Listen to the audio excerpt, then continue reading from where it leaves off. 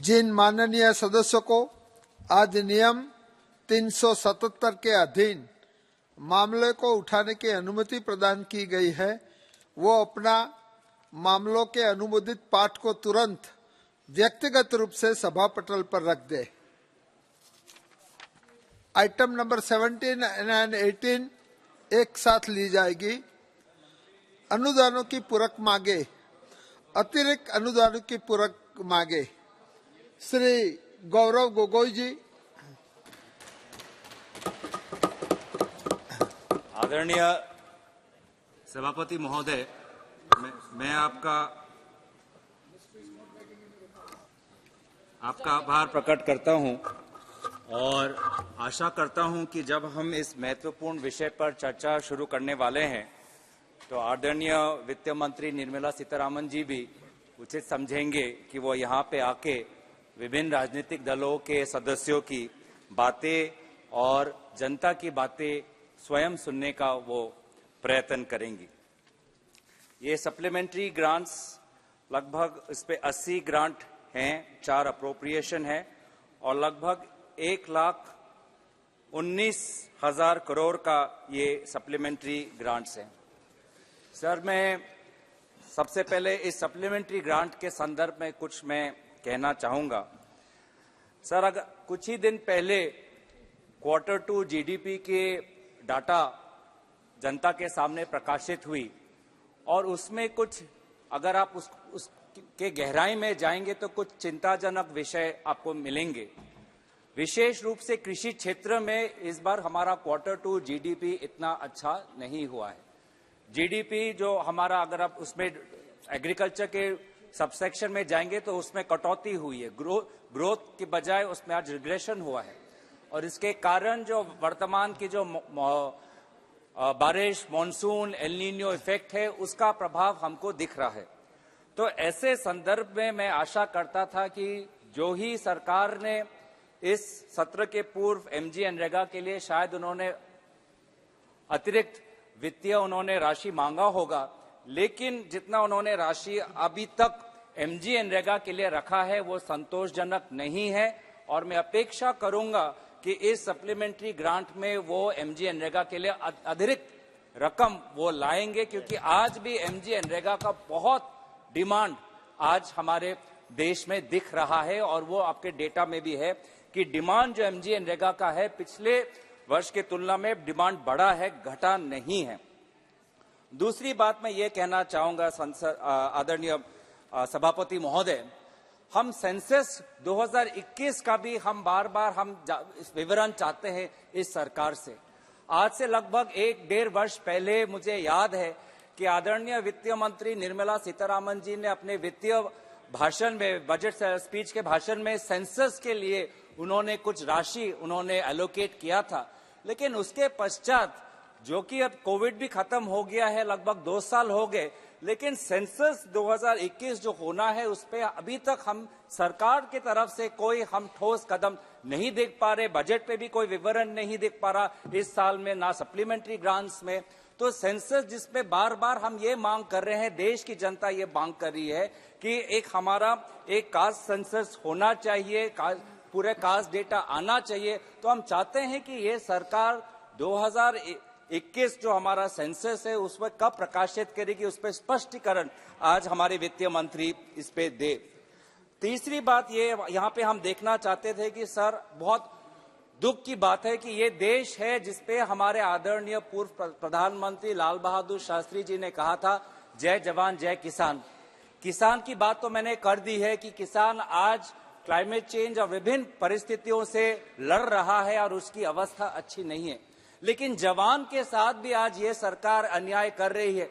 आज disability pension को लेकर भी ये सरकार बार-बार प्रश्न उठा रही है और कितनी अफसोस की बात है कि जो हमारे जवान जो सरहद पे हमारे देश की रक्षा करते हैं, आज कितने वो हमारे देश के लिए त्याग करते हैं, बलिदान करते हैं, अपने गांव, अपने घरों से दूर रहते हैं। आज उनके डिसेबिलिटी पेंशन पर भी इन सरकार की आंख है और उन्होंने डिसेबिलिटी बेनिफिट्स इन्होंने कम कर दिए हैं और ये सरकार मिनिस्ट्री ऑफ डिफेंस कोर्ट में जाके वे जवानों जिनको डिसेबिलिटी पेंशन का एक वर्ग मिल रहा था उसको भी ये चैलेंज कर रही है। तो कितनी अफसोस की बात है कि ना किसान को सम्मान मिल रहा है, ना जवान को सम्मान यहाँ पे मिल रहा है।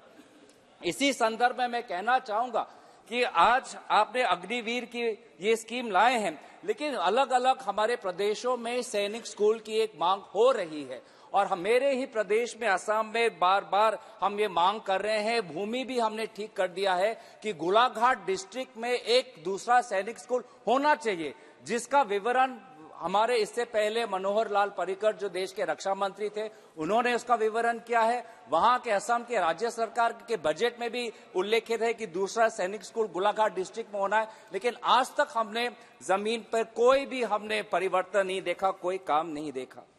साथ साथ सर अभी मैं ये भी चाहता हूं कि डिजास्टर रिलीफ, कुछ ही दिन पहले केंद्र सरकार ने तमिलनाडु के लिए उन्होंने कुछ बजट उन्होंने रिलीज किया, लेकिन तमिलनाडु में जहां तक हमारी जानकारी है वो जो उनका ड्यू है to the state of Tamil Nadu under the state disaster response fund, only their due has been release, but the additional damage caused by the floods in Chennai, that has to be now the burden falls on the state government and the center is not doing enough. I urge the center, they talk about cooperative federalism, but there is no additional aid that is offered to states at the time of natural disasters, whether it's the floods in Chennai, whether it's the cyclone in Andhra, whether it's the landslide that we saw in Himachal Pradesh, or whether it's the landslide we saw in Sikkim. In Sikkim, the amount of fund that was released was minuscule, was pitiable.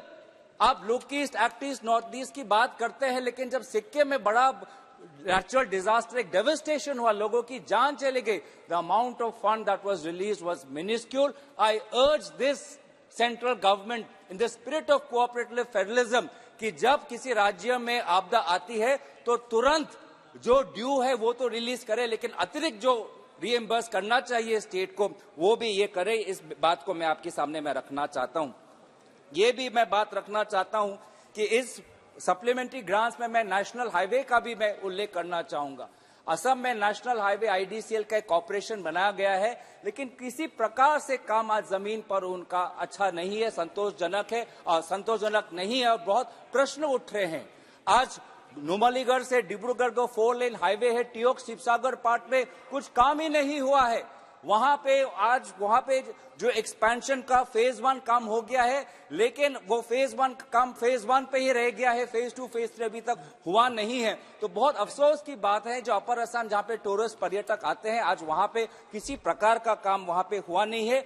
और ये national highway authority क्या करती है कि जब लोगों का भूमि लेती है तो उसको कॉम्पनसेशन देती है, तो लेकिन आज हम देख रहे हैं कि लोगों का यह कॉम्पनसेशन देना ये एक स्कैम बन गया है, क्योंकि लोग आज फर्जी अपने लैंड डॉक्यूमेंट दिखा के आज वो NHIDSL के कुछ अधिकारियों के साथ बात करके आज वो एक स्कैम के द्वारा आज वो कॉम्पनसेशन जो लाखों के संदर्भ में जा रहा है, वो लाखों का कॉम्पनसेशन हो रहा है।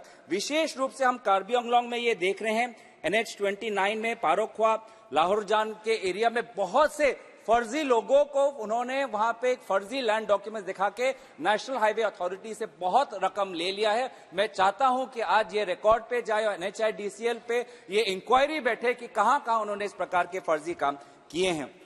सर मैं अपने ब्रॉड में आता हूं, मैं ब्रॉडली अब इस सप्लीमेंट्री ग्रांट से बाहर आना चाहता हूं सर, कि सप्लीमेंट्री ग्रांट्स में हम ये देख रहे हैं कि बार बार सरकार कहती है कि हमने बहुत अच्छा काम किया, हमारे जीडीपी बहुत आगे बढ़ रहा है, हमारे बहुत से आज हमारे प्राइवेट इन्वेस्टमेंट FDI यहाँ पे हो रही है।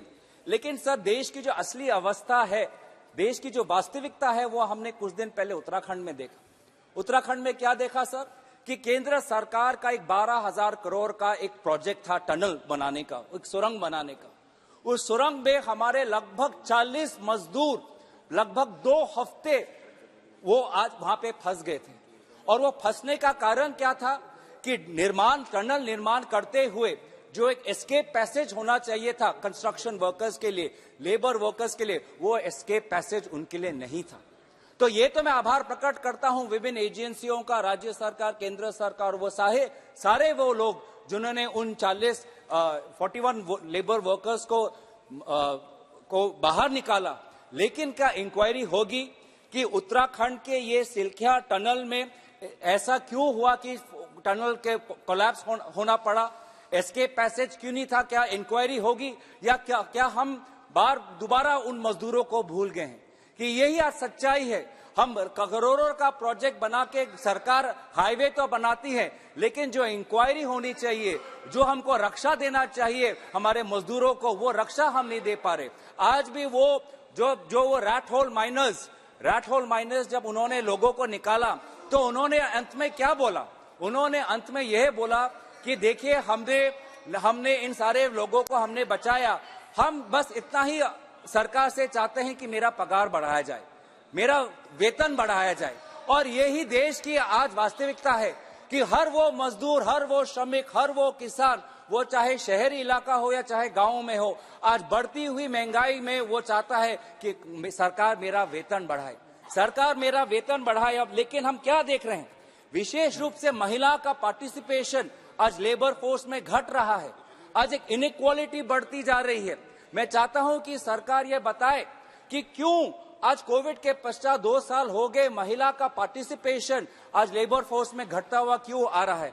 आज का आप इकोनॉमिक टाइम्स या बिजनेस स्टैंडर्ड देख लीजिए, आज सैलरीड सेक्टर्स में भी वुमेन का जो सैलरी है compare to men is far less. There is a huge gender gap that is happening and that should worry us, because we want our Indian women to be empowered financially, socially and politically. And it pains and disturbs us that irrespective of whether a woman is working on a field or on a mine or in a company, that she is discriminated against and she is not getting fair wages, she is not getting equal wages. And therefore we see a greater income inequality that is taking place. Women are facing the greatest brunt of income inequality. And this is a very disturbing fact for India. Even the United Nations Developing Program, UNDP, have said that in India, the top 10% hold 57% of the national income. The top 10% hold 15% of the national wealth. तो जबकि 10% आबादी के पास ही 50% national income है, लगभग 15% national wealth है, तो यही हम देख रहे हैं कि हमारी इकोनॉमी बढ़ तो रही है, लेकिन जो फल है, जो वास्तविक में अच्छे दिन आ रहे हैं, वो अच्छे दिन सिर्फ देश के कुछ 10% लोगों के लिए आ रहे हैं। ज्यादातर लोगों के लिए आज भी वो सरकार के जो अनाज दे रहे हैं, वो सरकार के फ्री अनाज पर निर्भर है। हम बात करते हैं कि हम 5th लार्जेस्ट इकोनॉमी है, 3rd लार्जेस्ट इकोनॉमी है, लेकिन आज भी हमको 80 करोड़ आबादी को हमको फ्री राशन देना पड़ता है, नहीं तो वो भूख मरी कि वहां पे आज वो समस्या वो झेलेंगे।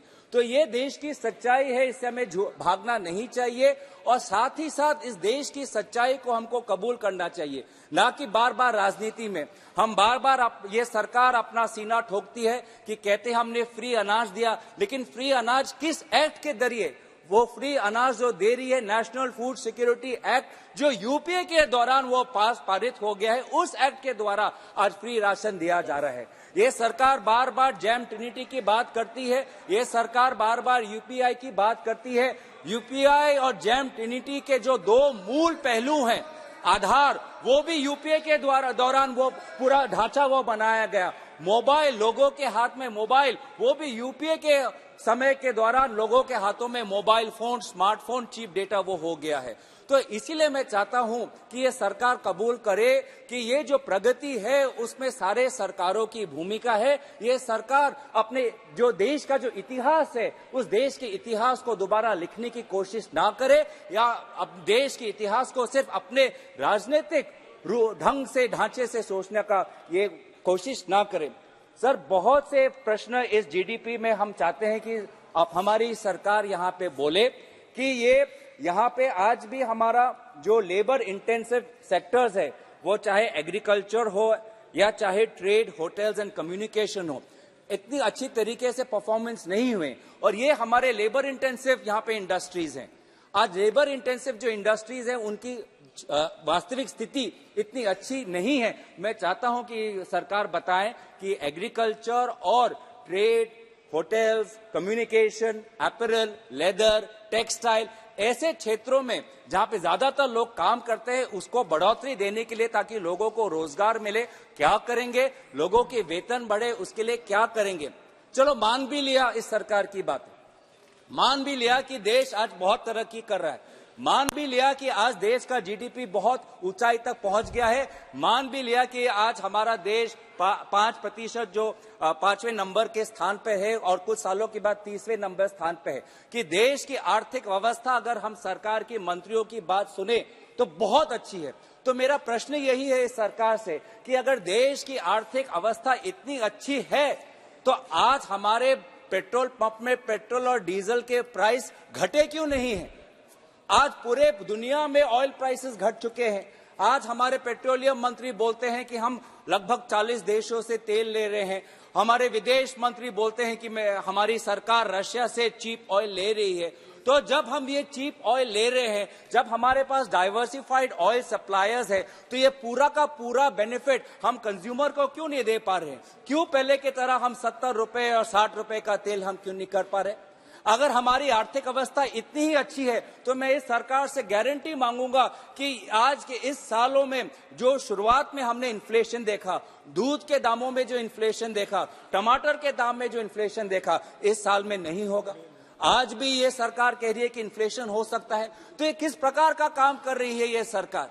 ये सरकार आज ग्राहकों के लिए आज काम नहीं कर पा रही। ये सरकार, बहुत दुख से मैं कहता हूं कि बहुत चंद कंपनियों के लिए काम कर रही है। और यही deputy governor, former deputy governor Viral Acharya ने अपने पेपर में उल्लेखित किया है कि देश की जो आर्थिक अवस्था है ठीक नहीं हो रही है, सारा एक कार्टेलाइजेशन, एक मोनोपोली बन रही है। अगर आप बड़े बड़े इंडस्ट्री सेक्टर्स में देखेंगे तो हर सेक्टर में वो 3-4 बिजनेस डोमिनेट कर रहे हैं, वो चाहे एविएशन हो, चाहे टेलीकॉम हो, चाहे कंस्ट्रक्शन हो, चाहे माइनिंग हो, चाहे मेटल्स हो। तो कितनी अफसोस की बात है कि पूरा जो हमारा इकोनॉमिक ढांचा है वो ये कुछ कंपनीज जो डोमिनेट कर रही हैं, कार्टेलाइजेशन हो रहा है, मोनोपोली हो रही है, उनके आधार पर चल रही है, जिसके कारण हमारी देश की जो आर्थिक जो हमारी रेगुलेटर्स है वो ढंग से काम नहीं कर पा रही। एक मैं वित्त मंत्री से जानना चाहूंगा कि डिपार्टमेंट ऑफ रेवेन्यू इंटेलिजेंस ने कुछ कंपनियों को नोटिस भेजा था कि आप इंडोनेशिया से कोयला बहुत कम दाम में लाते हो और भारत में आके उस दाम को आप बढ़ा देते हो, ये क्यों हो रहा है? इसके लिए कागज मांगे थे, लेकिन आज तक वो विभिन्न कंपनियों ने अपने कागज DRI, department of revenue intelligence को नहीं दिया। तो ये हम जानना चाहते हैं, क्या ये सरकार बड़े बड़े कंपनियों की तहकीकात करने से डरती है? क्या ये बड़े बड़े कंपनियों की इन्वेस्टिगेशन करने से डरती है? क्यों ये अपने जो भी रिपोर्ट्स आते हैं, सुप्रीम कोर्ट को कहना पड़ा सेबी को कि आप एक विशेष कंपनी का इन्वेस्टिगेशन करें? क्यों इस अवस्था तक हम पहुंचे कि सुप्रीम कोर्ट को निर्देश देना पड़ा? तो ये मैं बहुत अफसोस की बात है। धन्यवाद सर, बस 2-3 मिनट और। तो बहुत अफसोस की बात है कि जहां पे हमें ग्राहकों को सुरक्षित करना है, किसानों को सुरक्षित करना है, श्रमिकों को सुरक्षित करना है, ये सरकार विशेष कंपनियों को सुरक्षित करिए, और विशेष 1-2 कंपनी जिसका नाम पूरा सब जानते हैं, मैं वो नाम नहीं लेना चाहता क्योंकि बवाल बच जाएगा, क्योंकि सरकार आज देश की नहीं है, वो उस कंपनी की चल रही है। तो सर, मैं यही आपसे मैं गुजारिश करूंगा कि हमारी सरकार को देश के हमारे श्रमिकों ने चुना, मजदूरों ने चुना, ट्रक ड्राइवरों ने चुना, घर में काम करने वाले लोगों ने चुना, मैकेनिकों ने चुना, क्राफ्ट्समैन ने चुना, दुकानदार ने चुना, उनके लिए हमें आज सोचना चाहिए। आज हमारे गिग वर्कर्स, हम गिग इकोनॉमी की बात तो करते हैं, लेकिन गिग वर्कर्स के लिए हमने कौन सी सुरक्षा लाई है? हमारे कोविड के समय हमारी आशा वर्कर्स, आंगनवाड़ी वर्कर्स ने भरपूर काम किया। आप डॉक्टर हैं, आप खुद जानते हैं कि आशा कर्मी हमारे देश में स्वास्थ्य का जागरण करने के लिए, जन जागरण करने के लिए कितनी अहम भूमिका होती है। लेकिन आशा कर्मी, आंगनवाड़ी कर्मी आज हर प्रदेश में हड़ताल कर रहे हैं क्योंकि हमें मदद चाहिए, हम उनको मदद नहीं कर पा रहे। सर, लास्ट में मैं कंक्लूड बस मैं यही करना चाहूंगा कि आज भी हमें उन लेबर इंटेंसिव इंडस्ट्रीज पे ध्यान देना चाहिए। टी, कॉटन, रबर, स्पाइसेस, विशेष रूप से मैं टी का उल्लेख करना चाहूंगा कि आज असम, जहां से मैं आता हूं, हमारी असम की चाय बहुत ही मशहूर है, लेकिन विदेश से, विशेष रूप से नेपाल से जो हम चाय की पत्तियां आयात कर रही हैं, उससे असम टी का ब्रांड खत्म हो रहा है। मैं चाहता हूं कि आप नेपाल से ये इलीगल इंपोर्टेड टी को, ये जो बिजनेस एक स्कैम चल रहा है, उसको बंद करें और हमारे असम के सीटीसी टी पर एक जीआई टैग लगाए। और आज हमारी बस एक ही हमारी चिंता आज हमारी मन में है कि देश की जो आबादी है वो और युवा की तरफ बढ़ रही है।